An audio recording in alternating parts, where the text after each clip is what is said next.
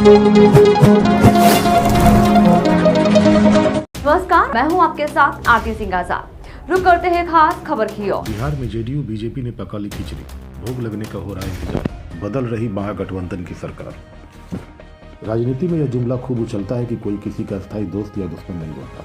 नीतीश कुमार ने तो कई बार बिहार में इसे अमली जमा भी बना दिया है। एक बार फिर नीतीश कुमार ने भाजपा के साथ संभवतः खिचड़ी पका ली है। बिहार में बढ़ी सियासी हलचल इसी ओर इशारा कर रही है। खबरें में आगे जाने से पहले आप सभी से गुजारिश है कि अगर आप हमारे चैनल पर नए हैं तो अभी सब्सक्राइब कर लें और बेल में जाकर ऑल को सेलेक्ट करें, जिससे संपूर्ण पब्लिक न्यूज की हर पहली खबर आप तक सबसे पहले पहुंचे। बिहार में लगातार यह चर्चा चल रही है कि मकर संक्रांति के बाद कोई बड़ा सियासी उलटफेर हो सकता है।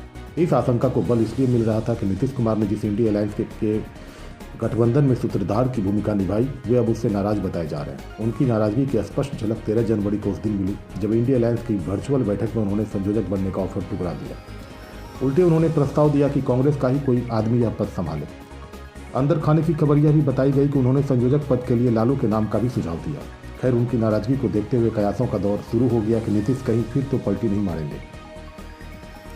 इंडिया अलायंस की बैठक के 2 दिन बाद आरजेडी सुप्रीमो लालू प्रसाद यादव के घर दही चूड़ा भोज का आयोजन हुआ। नीतीश की नाराजगी और चुप्पी को देखते हुए माना जा रहा था कि वे शायद भोज में शामिल ना हो। यहाँ भी लोगों के अनुमान फेल हो गए। नीतीश कुमार जेडीयू के पूर्व राष्ट्रीय ललन सिंह के साथ चुपके से टहलते हुए भोज में पहुंच गए। औपचारिक भेंट मुलाकात के बाद उन्होंने भोज का आनंद भी लिया। सबको लगा कि इंडिया अलायंस या महागठबंधन में कोई खटपट नहीं है, सब कुछ ठीक ठाक है। भोज में पत्रकारों के प्रवेश की मनाही थी। इस बीच भोज खाकर निकले आरजेडी विधायक और लालू प्रसाद परिवार के करीबी भाई वीरेंद्र ने सारे किए दरे पर पानी फेर दिया। उन्होंने एक ऐसा बयान दे दिया जो नीतीश कुमार के सम्मान पर चोट पहुंचाने वाला था। उन्होंने कहा कि नीतीश कुमार लालू के आशीर्वाद से ही सीएम बने हैं। महागठबंधन में सबसे अधिक 79 विधायकों वाला आरजेडी बड़ा भाई है। मीडिया को मसाला मिल गया और यह खबर सुर्खी बन गई। नीतीश कुमार की नाराजगी में वीरेंद्र के बयान ने पलीता का काम किया। भाई वीरेंद्र के बयान का असर यह हुआ कि नीतीश कुमार कोप भवन में चले गए। संभव है कि उन्होंने आरजेडी की शीर्ष नेतृत्व से भाई वीरेंद्र के बयान पर अपनी नाराजगी भी प्रकट की। शायद यही वजह रही कि शुक्रवार को सुबह बिहार के डिप्टी सीएम तेजस्वी यादव अपने पिता लालू यादव के साथ नीतीश से मिलने उनके आवास पर पहुंच गए। तीनों के बीच तकरीबन घंटे भर बातचीत हुई। बैठक से निकलने पर बातचीत के बारे में तेजस्वी ने कुछ नहीं बताया, लेकिन उनके चेहरे की तमतमाहट इशारा कर रही थी कि कुछ तो गड़बड़ है। इस बीच केंद्रीय गृह मंत्री अमित शाह ने राजस्थान पत्रिका को एक इंटरव्यू दिया। उसमें एक सवाल का जवाब देते हुए उन्होंने कहा कि एनडीए में और साथियों को जोड़ने का प्रस्ताव आता है तो इस पर विचार किया जाएगा। नीतीश की नाराजगी की खबरों के बीच उनके इंटरव्यू की यह लाइन बिहार में गूंजने लगी। गूंज इसलिए सुनाई देने लगी कि कुछ ही महीने पहले अमित शाह ने झंझारपुर की एक रैली में साफ कहा था, नीतीश अब एनडीए में लौटना भी चाहे तो यह संभव नहीं होगा। उन्होंने जाति का जहर घोला है जो भ्रष्ट अराजक दमनकारी सरकार है। अगर किसी के मन में यह संशय हो कि चुनाव बाद भाजपा उन्हें एनडीए में ले लेगी तो स्पष्ट करना चाहता हूं कि आपके लिए नीतीश की तरफ इशारा करते हुए कहा था, इसलिए भाजपा के दरवाजे हमेशा के लिए बंद हो चुके हैं। जनता भी चाहती कि उन्हें एनडीए में ना लिया जाए। नीतीश कुमार ने 13 जनवरी को बीपीएससी से नवनियुक्त शिक्षकों को नियुक्ति पत्र बांटते समय कहा था कि बिहार में जो नई नियुक्तियां हो रही है उसके बारे में उन्होंने अपने 7 निश्चय के दूसरे चरण में घोषणा की थी।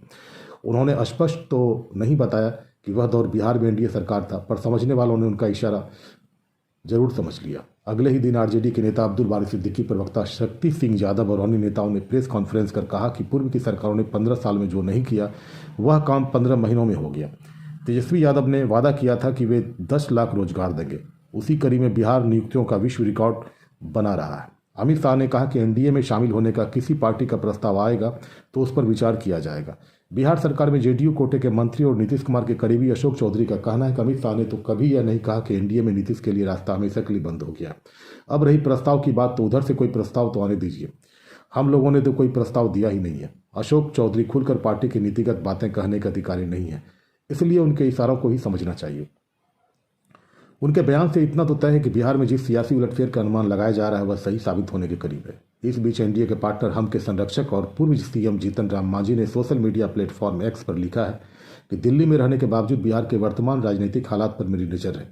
राज्य की राजनीतिक हालत को ध्यान में रखते हुए मैंने अपने सभी माननीय विधायकों को आगामी 25 जनवरी तक पटना में ही रहने का निर्देश दिया है। इधर शुक्रवार को विधानसभा में नेता प्रतिपक्ष विजय कुमार सिन्हा के आवास पर भाजपा विधायकों और सांसदों की बैठक हुई। भाजपा ने भी अपने विधायकों को अलर्ट मोड पर रखा है। जेडीयू ने भी अपने विधायकों को पटना पहुंचने का संदेश भेज दिया।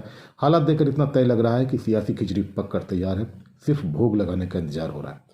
खबरें कैसी लगी, आपसे गुजारिश है कि अगर खबर अच्छी लगी हो तो कृपया लाइक करें, शेयर करें और अपना सुझाव कमेंट में जरूर दें।